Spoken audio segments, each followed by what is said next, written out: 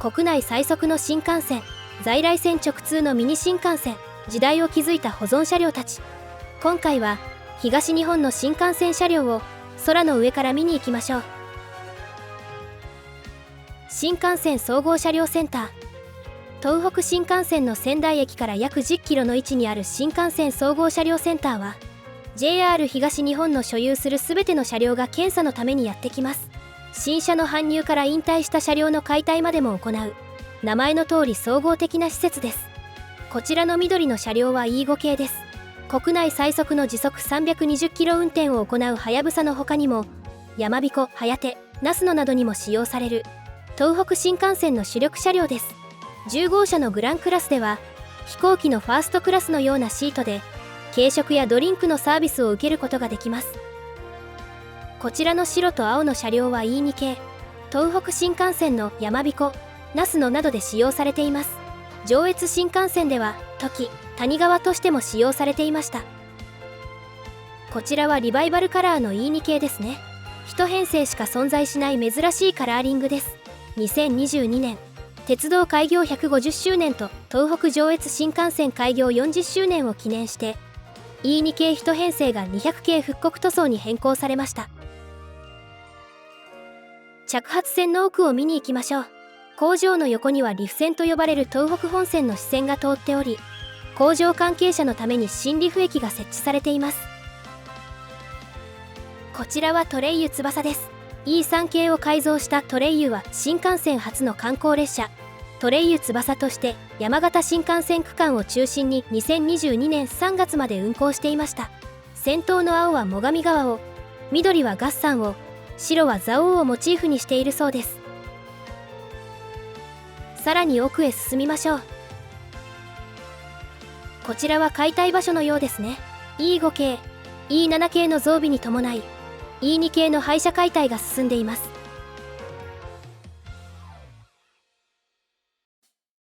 こちらの赤い車両は E6 系秋田新幹線の車両です。奥には JR 北海道が所有している H5 系、この2編成もこの後解体される車両と思われます。 H5 系の H2 編成と E6 系の Z9 編成は2022年3月16日に発生した最大震度6強の福島県沖地震により脱線。ここ新幹線総合車両センターで保管されていました。 E6 系7両は全車解体、 H5 系は10両中4両が解体されましたが、残りの6両は解体されず JR 北海道の函館新幹線車両所に運ばれたとのことです。隣にあるこちらのスペースは新車搬入の際に使われる場所です。仙台港に陸揚げされた車両はトレーラーで陸送され、右手に見える門から入り、このスペースで展開して工場の中に入ります。さてこちらは保存車両たちです。手前が200系東北上越新幹線開業に合わせて作られました。中央の見慣れない車両は953型試験電車です。愛称はスター21。1993年には当時の国内最高速度時速425キロを記録しました。そしてこちらが961型200系と見た目は似ていますが、こちらは試験用に作られた試作電車です。山陽新幹線と東北新幹線の両系統を走った新幹線として極めて珍しい車両です。新幹線のゆりかごから墓場までを担う新幹線総合車両センターでした。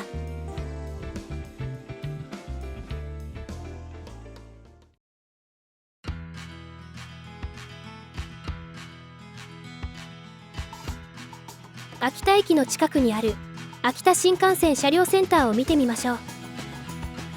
秋田新幹線は東京駅から秋田駅を結ぶ新幹線で、東北新幹線の盛岡駅からは在来線の田沢湖線、奥羽本線に乗り入れます。このように新幹線と在来線を直通する方式をミニ新幹線と呼びます。こちらの赤と白の車両が E6 系です。秋田新幹線小町に使われるほか、那須のやまびこなどでも使用されます。車体上部の色は茜色と呼ばれ、秋田竿燈祭りの提灯の明かりや生ハゲなどをイメージしているそうです。在来線の規格に合わせるためにフル規格の新幹線に比べて車両の幅や長さが小さく作られていますが、東北新幹線内でははやぶさと連結し E5 系 H5 系とともに国内営業最高速度の時速320キロ運転を行っています。秋田新幹線車両センターでした。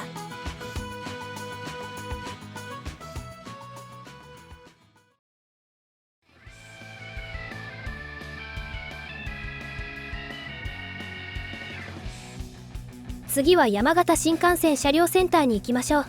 山形新幹線は東京駅と山形、新庄駅間を結ぶ新幹線で、東北新幹線の福島駅からは在来線の奥羽本線に乗り入れます。こちらも秋田新幹線と同じミニ新幹線です。山形新幹線に使われる車両は E3 系。もともとは秋田新幹線小町用の車両として登場しました。その後カラーリングの変更やマイナーチェンジを繰り返しながらも増産を続け、現在では山形新幹線で翼として運用されています。先ほど新幹線総合車両センターで見つけたトレイユ翼はこの E3 系がベースになっています。1995年から長い間製造されてきた E3 系ですが、2024年春からは新型車両 E8 系に順次置き換えられます。新幹線と在来線が仲良く肩を並べる山形新幹線車両センターでした。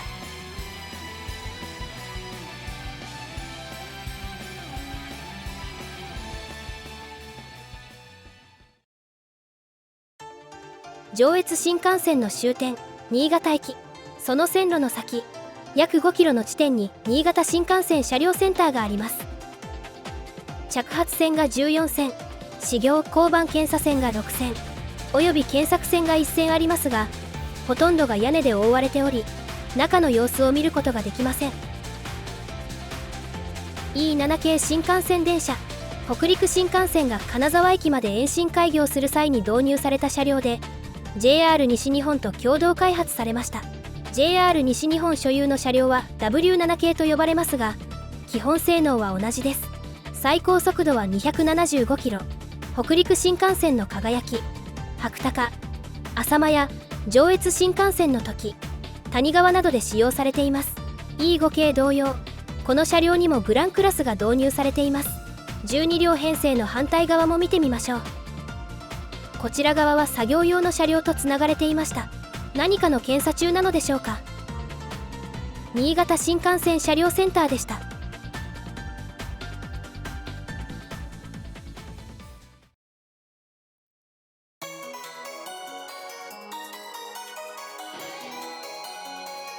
それでは最後に東京新幹線車両センターを見に行きましょう。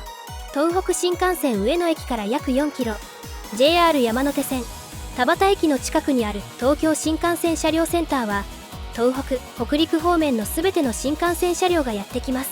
東京駅発着の車両の折り返しのため、連結した状態の車両を見ることができます。ここでは連結された車両を中心に見ていきましょう。その前に、屋上にデカデカと JR のロゴマークがあるビルはもちろん JR 関連のビルで、 Google マップによると JR 東日本東京支社ビルだそうです。それでは車両を見に行きましょう。 E5 系と E6 系を連結した編成が3編成見えます。小町、はやぶさとして運用される編成でしょうか。ナスノの可能性もありますね。 E5 系10両と E6 系7両合わせた17両編成は国内で最も両数の多い編成です。ただし全長は16両編成の東海道山陽新幹線の N700S よりも短くなっています。これはミニ新幹線として作られた E6 系の車両が短いためです。こちらは E3 系と E2 系が連結した編成です。こちらも17両編成ですね。翼、やまびこの運用でしょうか。2024年のダイヤ改正では翼と並結されるやまびこが E5 系に変更されるほか、翼も順次 E8 系に置き換えられることから、この組み合わせもだんだんと見られなくなることでしょう。東北・北陸オールスターズの集う東京新幹線車両センターでした。ご視聴ありがとうございました。今回の動画はいかがだったでしょうか。当チャンネルでは Google Earth を使った鉄道解説動画を公開しています。お気に召していただけましたらチャンネル登録と高評価をよろしくお願いいたします。最後にその他の車両基地の様子をご覧ください。それではまたどこかの空でお会いしましょう。